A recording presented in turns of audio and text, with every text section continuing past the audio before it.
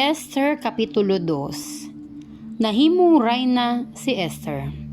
Human niini, sa dihang napuypoy na ang kasuko ni Hari Ahasuero, nahinumdum siya sa gihimo ni Vasti ug sa sugo nga gipakanaog niya batok sa rayna.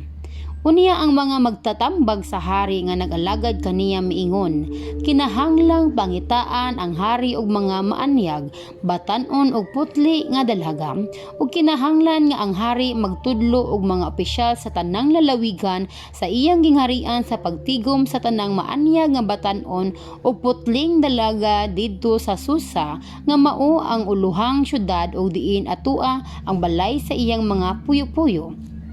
Pabantayi sila ni Hagay, ang yunoko nga sulugoon sa hari, ug pahatagig mga pahumot ang mga babayi. Ang babayi nga magustuhan sa hari maoy mahimong rayna puli kang Vasti.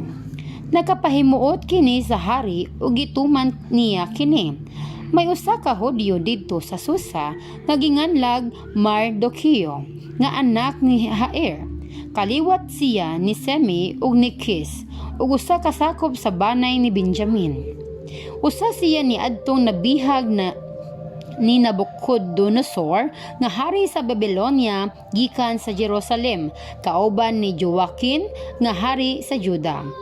Aduna siya igagaw nga ginganlag Esther. Sa Hebreo ang iyang ngalan Hadasa. Maanyag si Esther ug maayog lawas. Sa pagkamatay sa mga ginikanan ni Esther, gisagop siya ni Mardochio ug gipadako ingon nga iyang kaugalingong anak. Busa sa dihang gipakanaog na ang sugo sa hari ug daghag mga babae ang gidala didto sa Susa, ubos sa pagdumala ni Higay, gidala usab si Esther didto sa palasyo ug gitugyan ngadto kang Higay. Si Esther nakapahimuot ug nakadani sa pagtagad sa yunoko ug diha gyatagan niya si Esther og mga pahumot ug pagkaon ug 7 ka piniling sulugoong babayi gikan sa palasyo ug gibutang sila sa labing maayong dapit diha sa puy-anan sa mga babayi. Walay pailan ni Esther ang iyang katawhan o kadugo sumala sa gisugo ni Mardochio kaniya. Ug matag adlaw moagi si Mardochio sa atubangan sa hawanan sa puy-anan sa mga babayi aron pagpakisayod kung unsa nay gidangatan ni Esther. Human sa 12 ka bulan nga maoy dugayon sa ilang pagpaanyag ginamit ang lana sa mira sulod sa 6 ka bulan ug laing pahumot sulod sa laing 6 ka bulan. Miabot ang higayon nga ang matag dalaga moatubang na kang Hari Ahasuero. Ang matag dalaga gihatagan sa bisan unsa nga hisgutahan niya nga dadon gikan sa puy-anan sa mga babayi ngadto sa palasyo sa hari ug makasulob siya bisan unsa nga gusto niya.